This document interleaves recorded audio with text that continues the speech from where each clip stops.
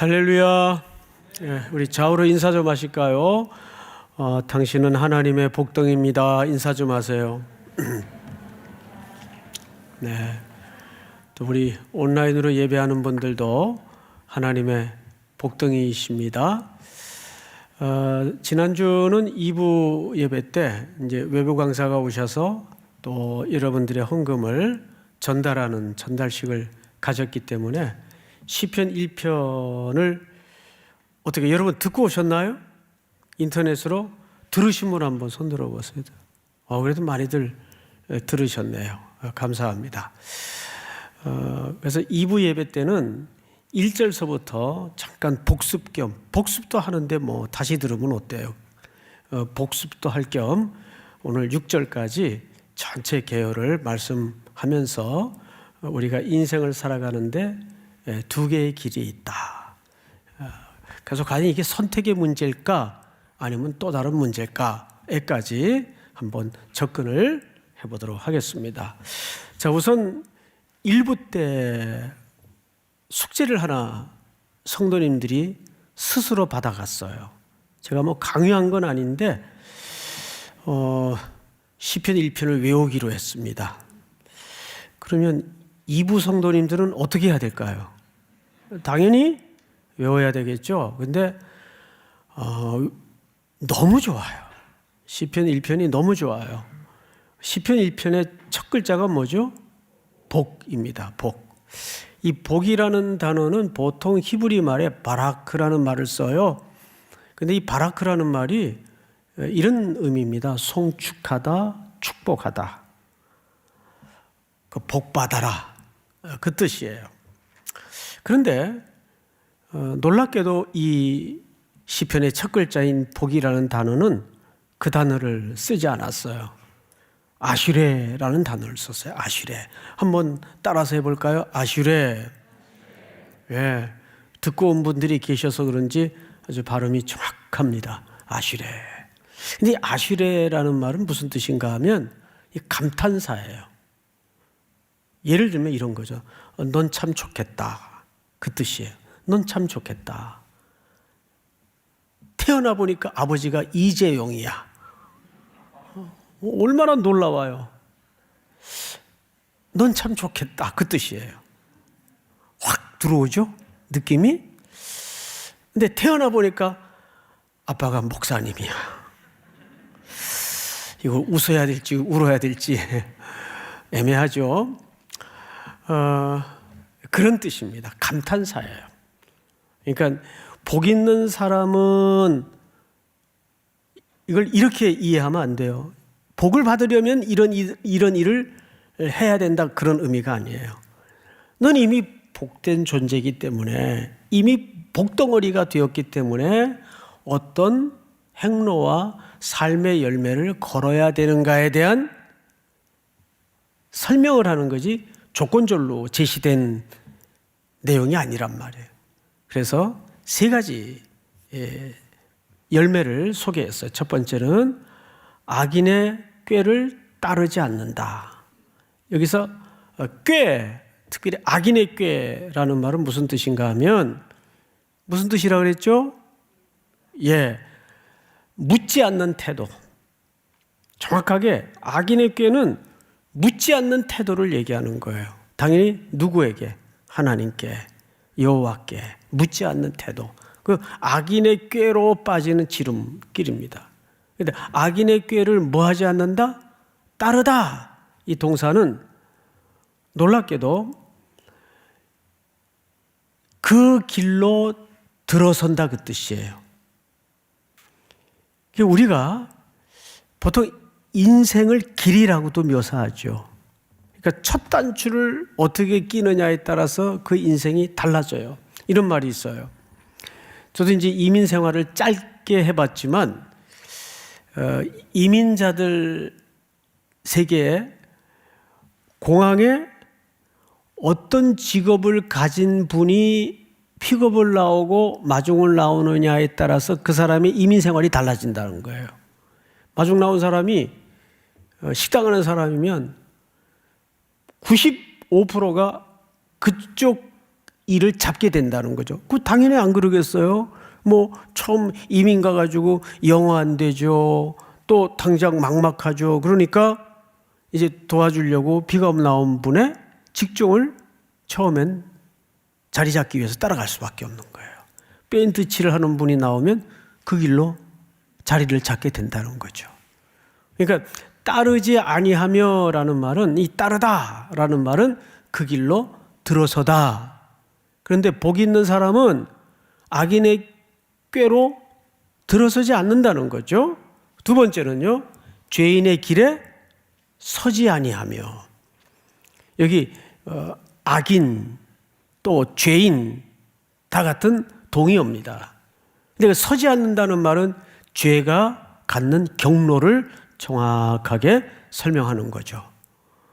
보통 죄가 우리 삶의 둥지를 틀고 결실을 내고 자리 잡는 경로가 처음에는 그 길로 들어서요. 그러다가 아예 그 길에 이제 서 있게 되죠. 그 다음 단계는 뭘까요?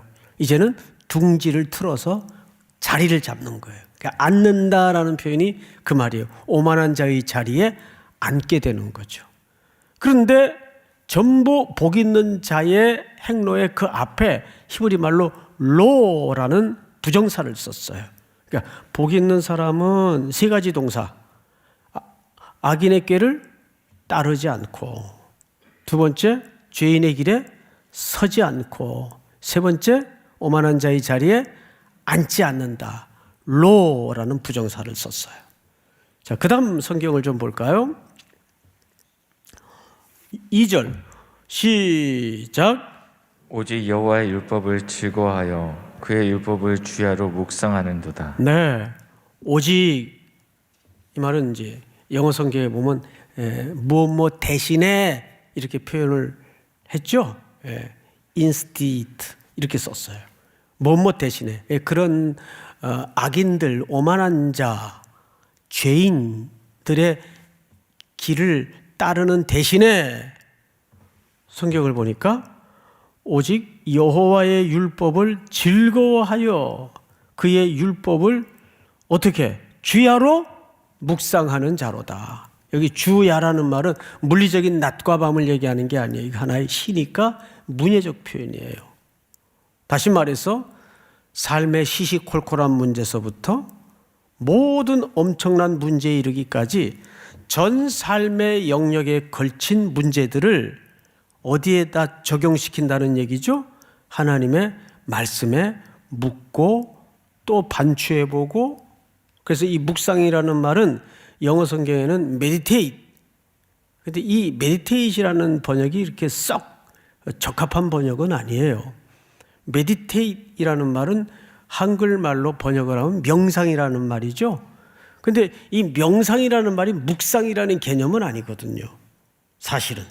그래서 이 묵상이라는 말을 히브리 말로 하가라는 말을 썼는데, 이 하가라는 말은 두 가지 의미가 있다고 그랬어요. 첫째는 짐승이 그르렁거린다. 왜 짐승이 그르렁거리겠어요? 배가 고프니까. 그래서 베드로 사도가 말세가 되면 우는 사자와 같이 삼킬자를 찾는다 그랬어요. 그 짐승이 왜 우냐 하면 배가 고프면 먹을 것을 찾기 위해서 울어요. 그릉거리면서 온 밤을 하얗게 세우고 들녘을 헤매게 돼요. 킬리만자로의 표범처럼. 자, 그런데 그러다가 밤에 어느 한 경점에 먹잇감을 딱 포착을 하게 되면 그걸 어떻게 하죠? 소처럼 반출을 해요. 소는 무슨 짐승입니까? 되새김질하는 짐승이에요. 그래서 음식을 먹으면 넓적한 맷돌같이 생긴 어금니에다가 올려놓고 우물우물 갈아요. 맛보고 씹어보고 뜯어보고 반출을 해요. 정확하게 이 두 개념이 합한 개념이 성경의 하가라는 묵상의 개념이에요. 그리고 생각을 해보십시오. 이 묵상이라는 개념이 그냥 소극적인 개념입니까? 굉장히 격렬한 개념입니까? 굉장히 격렬한 개념이에요. 그러니까 주야로 묵상을 한다는 말은 복 있는 사람의 삶의 태도를 얘기하는데, 어떤 인생의 국면을 만나든지 우린 보통 그렇잖아요. 큰 일 만날 때만 기도가 나오고 하나님 말씀을 대하게 되고 붙들게 되잖아요. 그런데 진짜 기도할 수 있는 사람은, 진짜 기도하는 사람은 시시콜콜한 문제에도 기도할 수 있어야 돼요. 근데 우리는 뻥 터질 때만 기도를 해요. 폭탄놀이에 익숙해가지고 인생의 어느 부분에 큰 일을 겪을 때만 아버지, 저 좀 살려주세요. 그것도 당연히 필요한 태도지만, 정말 신앙의 실력은 사소한 문제까지 하나님을 의지하고 있는가? 이게 진짜 문제예요. 그렇죠? 그래서 주야로, 이건 문해적 표현이에요. 여호와의 율법을 묵상하는 자로다. 성경을 다시 보십시다. 그럼 그 사람은 어떤 사람이 되느냐? 그는 시냇가. 여러분, 이 팔게마임이라는 말은, 자, 앞을 보세요. 자연적인 내추럴한 시내를 얘기하는 게 아니에요.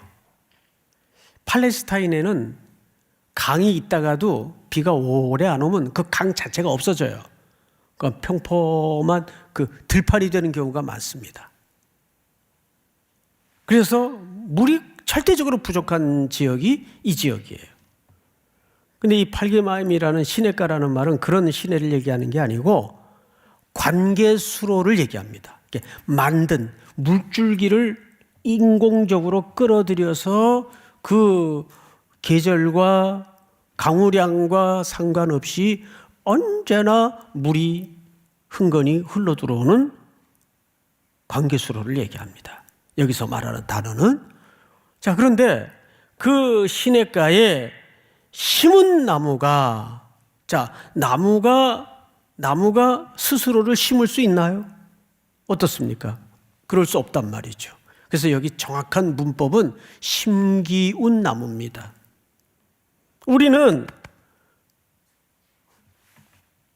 사막 같은 죽음의 땅에 심기워져서 그저 꼬실꼬실 장렬하는 태양 아래 죽어가던 나무였어요. 물 한 방울 공급받을 수 없어서 우리는 벌판에서 죽어가던 나무였어요. 근데 어느 날 어떤 분의 자비와 은혜로 뽑혀져 거기서 사망에서 생명의 강가로 옮기운 나무가 되었다는 말이죠. 믿습니까? 이 얘기를 여러분 예레미야 17장에서 이렇게 얘기를 해요. 한번 볼까요? 예레미야 17장 다 같이 시작. 그러나 무릇 여호와를 의지하며 여호와를 의뢰하는 그 사람은 복을 받을 것이라. 8절을 제가 읽겠습니다. 8절. 그는 물가에 심어진 나무가, 맞죠? 물가에 심어진 나무가 그 뿌리를 강변에 뻗치고 더위가 올지라도 두려워하지 아니하며 그 잎이 청청하며 가무는 해에도 걱정이 없고. 할렐루야. 가무는 해에도 걱정이 없어요. 그 나무는 결실이 그치지 아니함 같으리라. 금년 우리 3일의 아들, 딸들이, 특별히 우리 이 귀한 청년들이 한 해 동안 이런 복된 존재로 누림이 있기를 강력히 축복합니다. 자, 이제 성경을 다시 보세요. 그는 시냇가에 심기운 나무가 철을 따라 열매를 맺으며 그 잎사귀가 마르지 아니함 같으니 그가 하는 모든 일이 다 어떡하리로다. 형통하리로다. 여러분, 여기서 형통하다는 말은 어떤 의미인가 하면 내가 원하는데도 모든 일이 다 잘 되는 건 만사형통이라 그러죠. 그럴 때 형통은 시편에서는 셀라흐라는 단어를 써요. 뭐든지 세상적으로 잘 먹고 잘 살고 배부르고 눈이 튀어나올 정도로 살도 찌고. 이게 시편 73편의 고발 아니에요? 그걸 셀라흐라 그래요. 그런데 여기 단어는 그 단어를 쓰지 않고 찰라흐라는 단어를 썼어요. 찰라흐라는 말은 무슨 뜻인가 하면 하나님의 계획이 나를 통해서 진행되고 완성되는 것. 자, 풀 센텐스로 한번 다 같이 시작.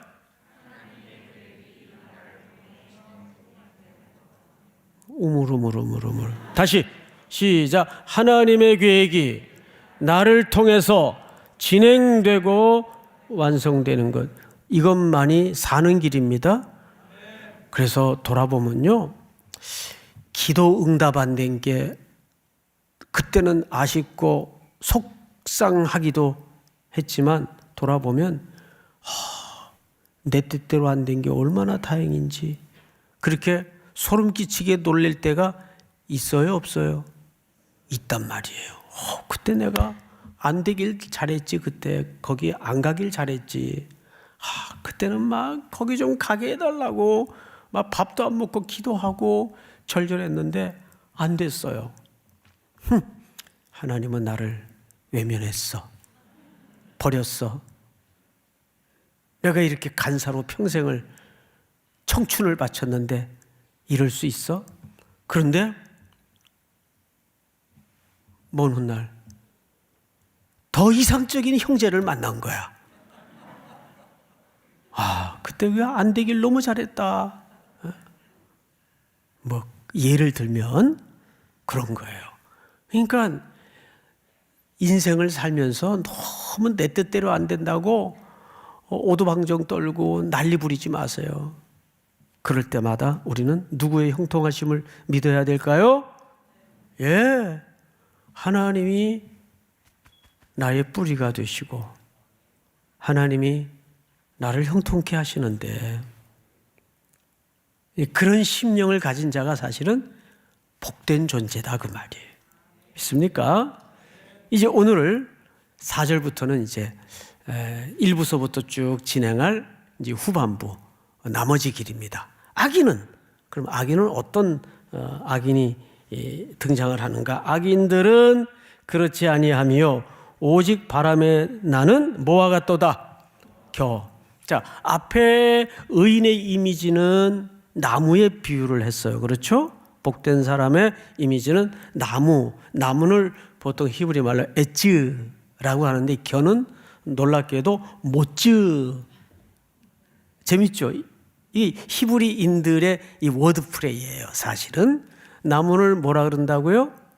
에츠. 근데 겨는 모츠라는 표현을 써요. 외우기 쉽죠? 에츠 모츠. 여러분들은 에츠에 이미 들어가 있는 사람들이죠. 그런데 악인들은 모츠, 겨가 뭐예요? 타작을 하면 알곡은 밑으로 떨어지고 이렇게 타작할 때는 넓은 툭 트인 공간에서 타작을 바람이 잘 부는 데서 타작을 하지 않습니까? 그래서 이제 타작을 하면 바람이 슉 불 때마다 이 근거가 없고 뿌리가 없는 모츠는 바람에 다 날라서 존재가 없어져 버려요. 근데 나무와 즉 엣지와 모츠의 차이는 어디에 있어요? 뿌리가 있냐 없냐의 차이예요. 뿌리가 있냐 없냐. 그걸 우리가 실질적인 표현을 차용해서 쓰자면 아버지가 있냐 없냐의 차이예요. 영원한 아버지를 하나님으로 두고 사느냐 아니냐의 싸움이에요. 엣지 모츠. 그래서 나무는 뿌리가 있어요. 그래서 누가 흔들어도 뿌리가 딱 그 나무를 지탱하고 있기 때문에 흔들리지 않아요. 쓰러지지 않아요. 그런데 모츠, 겨는 뿌리가 없어요. 껍데기예요. 처음에는 뭐 허리 대단한 것 같은데 알곡이 밑으로 다 떨어지고 나면은 껍데기밖에 안 남아요. 그래서 바람에 다 날아갑니다. 바람에 날아가는 것을 뭐라 그래요?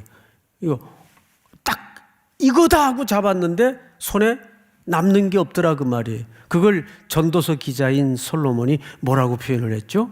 허무. 그걸 허무라고 표현을 했어요. 그래서 헛되고 헛되니 모든 것이 헛되도다. 그러니까 헛되도다, 허무 같은 의미죠. 그러니까 남는 게 없다 그 말이에요. 헛되도라는 말은 장사 용어거든요. 비즈니스 용어예요. 솔로몬이 그 표현을 차용해서 씁니다. 평생 야 이거다 하고 거기에 시간을 투자하고 정열을 투자하고 인생을 던지고 잡았어요. 이거다 하고 잡았는데 쥐어보니 손가락 사이로 다 빠져나가고 그 남 좋은 일만 시키고 내 손에는 정작 아무 유익이 없어요. 남는 게 없어요. 대표적인 구약의 인물이 누구죠? 창세기 13장에 아브라함의 조카 롯의 행로입니다. 롯은 보니까 소돔과 고모라 지 눈에 얼마나 좋았던지 여호와의 동산 같았어요. 그 말은 하나님이 주신 복인 줄 뭐가 욕심이 씌어가지고 착각을 한 거예요. 야 여기다 여긴 뭐 아무데나 말뚝 박아도 여긴 돈이 되겠다. 근데 글로 옮겨요. 그 길로 갑니다. 악인의 현장을 따라갑니다. 그렇지만 성경 기자가 뭐라고 기술하고 있어요? 소돔 사람들은 악하더라. 그거 여러분 롯이 그거 모르고 갔을까요? 아니죠. 알고 갔죠. 알고 갔으니까 딱 가긴 가는데 그 근처에 near 소돔 그 근처에 텐트를 쳐요. 안 들어가요. 내가 뭐 여기 또 장사만 하면 되는 거지 뭐 여기 들어가 살 때는 아니고. 왜? 거기 사람들이 악한 걸 알아요. 근데 14장으로 넘어가니까 어느새 He was living in Sodom. 어느새 그 안에 들어가 살고 있어요. 이게 죄인의 행로예요. 이게 하나님을 떠난 자의 행로예요. 그 안에 이미 거주하고 있어요. He was living in Sodom. 그리고 한참 거기서 또 열심히 성공하기 위해서 이리 뛰고 저리 뛰고 살았겠죠? 성공했어요. 19장쯤 가니까 어디 앉아 있어요? 소돔 성문에 앉았더니 성문에 아무나 앉나요? 돈 많은 유지들, 재판관들, 그 시티의 리더들만 앉는 거예요. 성공한 사람들만 거기 앉을 수 있어요. 그게 고대 히브리인들의 관습이에요. 그러고 보니까 열심히 산 대가로 성공했어요. 그런데 신약으로 넘어와서 베드로 사도가 롯의 일생을 딱 한 줄로 정리하죠. 이 의로운 롯이 소돔에 거하였더니 불법한 자들의 음란한 행실을 보고 들으므로 그 심령이 상하니라. 그 말은 좋은 집, 고급 자동차, 좋은 자리, 먹고 살게 되었는데 이게 사는 건가? 허무가 밀려오고 고독이 밀려오고 속이 썩고 있었어요. 푹 썩고 있었어요. 창세기 19장 14절에는 하나님의 경고를 따라 집안의 가장인 롯이 얘들아 곧 심판이 임한다. 준비해야 된다. 사위들이 농담으로 여겼더라.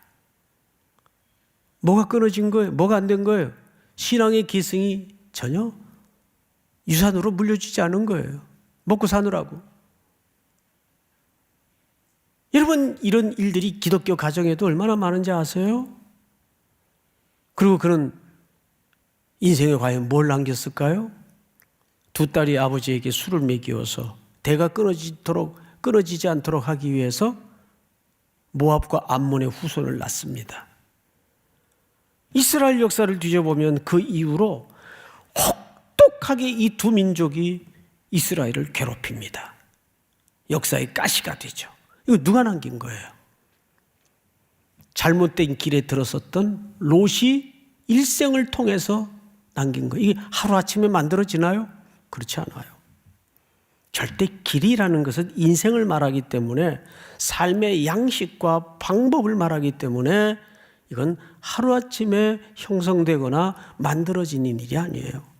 제일 무서운 단어가 역사라는 단어입니다. 갈라디아서에서 뭐라 그러죠? 사람이 무엇으로 심든지 세 글자 그대로 거두리로다. 그대로 거두리로다. 그 얘기를 오늘 시편 기자가 어떻게 얘기해요? 자, 보십시다. 5절. 그러므로 악인들은 심판을 견디지 못하며, 여기 심판이라는 말은 자, 앞을 보세요. 최종적인 종말의 시간에 드러날 그 정점을 얘기하는 게 아니에요. 여기 심판은 일시적인 역사의 심판을 얘기하는 거예요. 근데 우리가 사실 일시적인 역사의 심판을 경험하면서 삽니까? 경험하지 못합니까? 경험하면서 산단 말이에요. 병원 가보세요. 의사 선생님들 앞에 딱 서면 심장이 오그라들죠. 선생님, 이 합병증이 왜 왔는지 아십니까? 혈관이 왜 이렇게 좁아졌는지 아세요? 보통 이제 나이가 들면 혈관 질환이 생기거든요. 혈관이 숭숭 피가 통해야 되는데 좁아져요.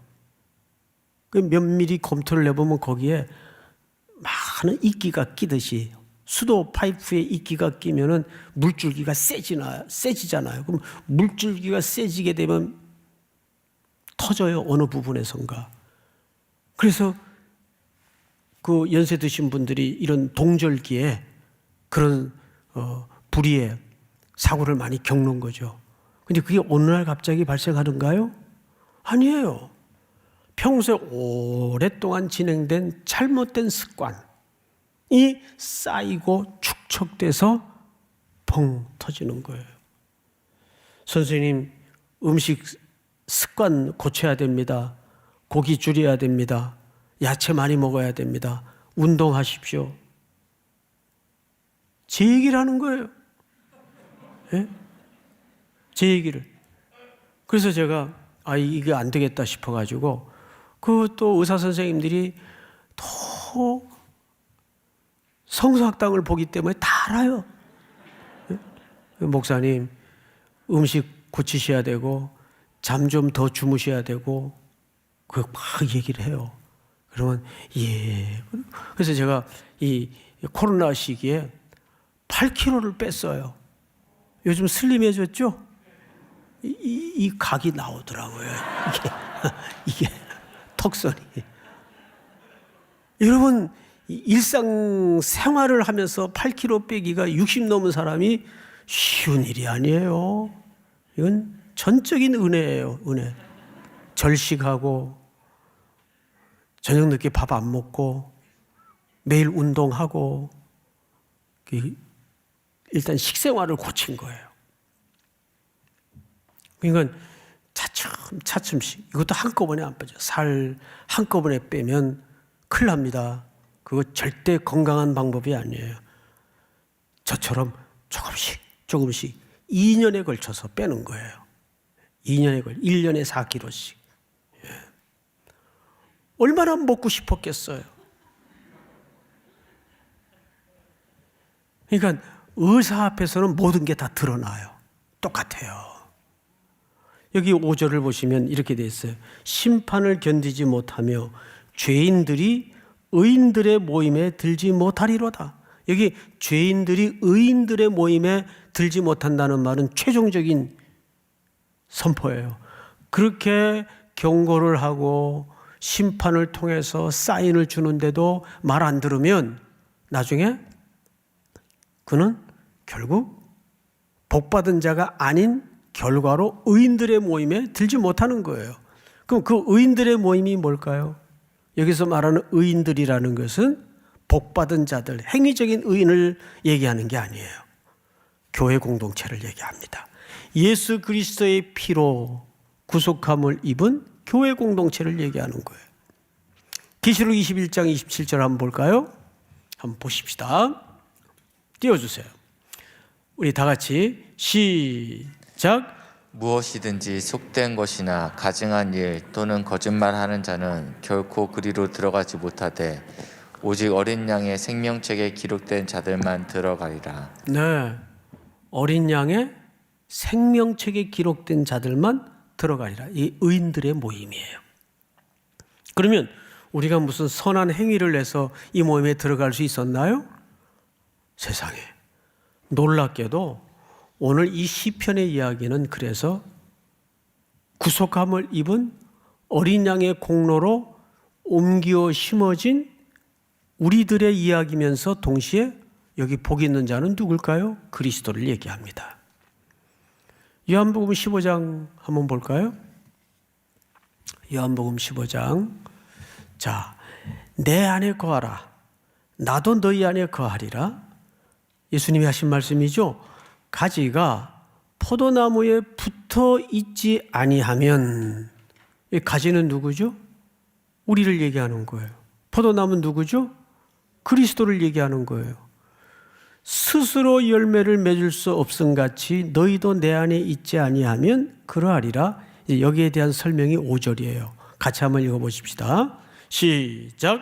나는 포도나무요 너희는 가지라. 그가 내 안에 내가 그 안에 거하면 사람이 열매를 많이 맺나니 나를 떠나서는 너희가 아무것도 할 수 없음이니라. 놀랍게도 이 본문을 보니까 예수 그리스도께서 하늘 보좌를 버리시고 생명 시냇가에 우리를 옮겨 심으시려고 대신 이 땅에 오셔서 복 있는 자가 되어 주셨어요. 그 복 있는 자가 예수 그리스도입니다. 그 우리는 어떻게 복 있는 자가 됐죠? 그분께 접붙여짐으로. 그 나무에 우리가 가지가 되어서 접붙여짐으로 열매를 맺는 나무가 되었다고요. 그러니까 가지는 뭐에만 집중하면 될까요? 나무라는 포도나무에 접붙여지는 관계만 집중하면 돼요. 그러면 거기에서 열매가 나오도록 돼 있어요. 그러니까 오늘 시편 1편은 놀랍게도 예수 그리스도를 통해서 우리가 어떻게? 사실 이 악인의 길에 서 있던 자들이 사실은 누구였어요? 보니까 우리들이었어요. 근데 우리를 어떻게 옮긴 거예요? 복된 존재로 옮겨 놓으신 거예요. 그 중간에 그래서 시편 2편은 고난받으시는 예수 그리스도의 종의 노래가 기록이 되어 있는 거죠. 그래서 시편 2편은 고난받으시는 메시아의 노래가 기록되어 있는 거예요. 시편은 1편서부터 150편까지 어느 한 성경도 그리스도를 노래하지 않는 성경이 없어요.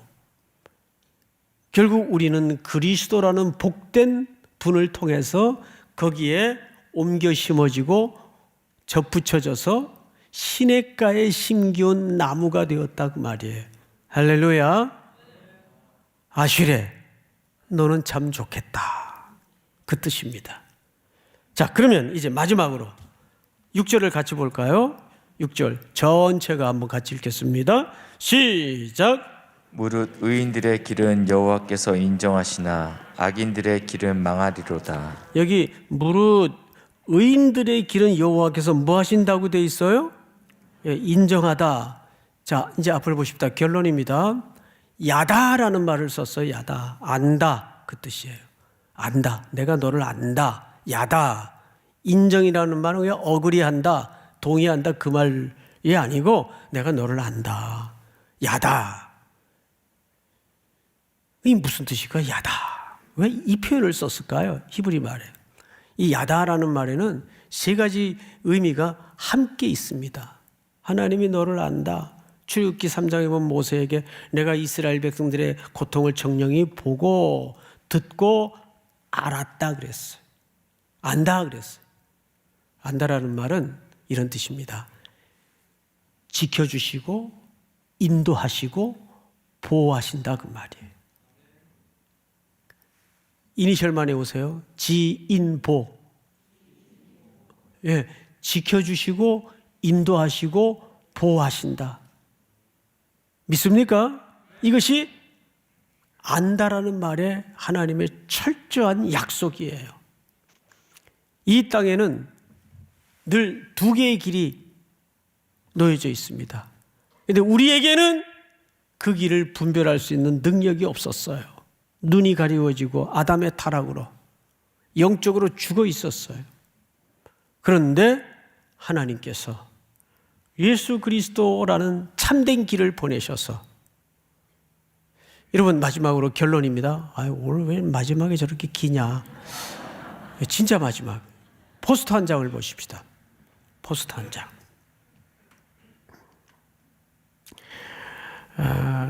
이게 이제 2차 세계대전을 배경으로 한 실화를 바탕으로 한 영화예요.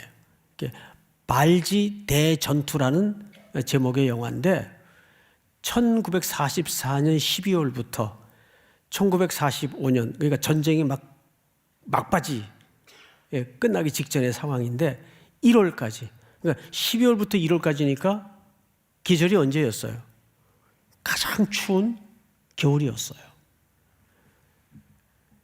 연합군이 거의 승세를 굳혀가고 있었을 때예요. 또 성탄절에도 막 마음이 들떠 있고, 이때 나치군에게 참패를 겪었던 실화를 바탕으로 한 조금 픽션이 가미된 영화입니다. 170분짜리 영화인데 이 영화를 제가 어쩌다가 볼 기회가 있었어요. 시간이 없지만 이런 거 다 봐둬야 돼요. 네? 나치가 기상천외한 작전을 씁니다. 영어를 구사하는 나치 병사들 특수요원을 뽑아요. 영어를 거의 모국어처럼 쓸 수 있는. 그래서 적진으로 침투를 시키는 겁니다. 그래서 무슨 짓을 하냐면 그 모든 표지판을 다 바꿔놔요. 이쪽으로 간 건 이쪽으로 바꿔놓고. 그러니까 연합군으로 편성된 이 아군 쪽은 지리가 익숙한 게 아니라 생소할 거 아니에요. 그러니까 거기서부터 혼선과 헷갈림이 일어나는 거죠. 이런 기상천외한 작전이 실제 있었습니다. 이게 발지, 이 주머니라는 뜻인데 이 대전투예요. 실제 나치가 썼던 전략 중에 하나입니다. 그래서 우리 두 가지 힌트를 주목할 필요가 있어요. 첫째, 비슷하게 변장을 시킨다. 두 번째는 길에 혼선을 일으킨다. 근데 여러분, 오늘날에도 사탄이 정확하게 똑같은 짓을 해요. 여러분, 사탄은 무슨 뿔 달리고 무시무시한 존재로 우리에게 들어와 있질 않아요.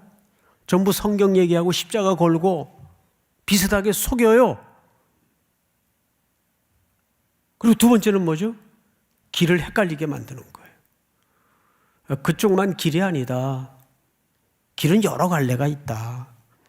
뭐 정상에 오르면 되는 거지 아무 길이면 어떠냐. 굉장히 합리적이잖아요. 예? 기독교인들처럼 그리스도만이 길이다. 얼마나 배타성이 농후해요. 얼마나 비논리적이에요. 그래서 그런 이단들이 얘기하는 논리가 젊은이들 의식 속에는 굉장히 합리적으로 들릴 수가 있다 그 말이에요. 그런데 합리가 중요한 게 아니라 성경은 무엇이라고 얘기하는가가 중요하죠. 믿습니까? 2022년도는 여러분들이 어느 해보다도 말씀에 천착하고 다음 주 숙제는 시편 1편을 외워오는 거예요. 외워오는 거. 이거부터 실천해 보십시다. 그리고 지난주 성경 다 읽으셨어요? 분량을? 이거 보세요. 이거 보세요. 소리가 좀 엉성해지잖아요. 그래도 또 우리에게 새로운 한 주가 있으니까 밀린 거대로 두고 우리가 또 오늘의 분량을 감당하는 말씀과 동행하는 은혜가 있기를 주의 이름으로 축복합니다. 다 일어나십시다. 우리 449장 예수 따라가면 복음 순종하며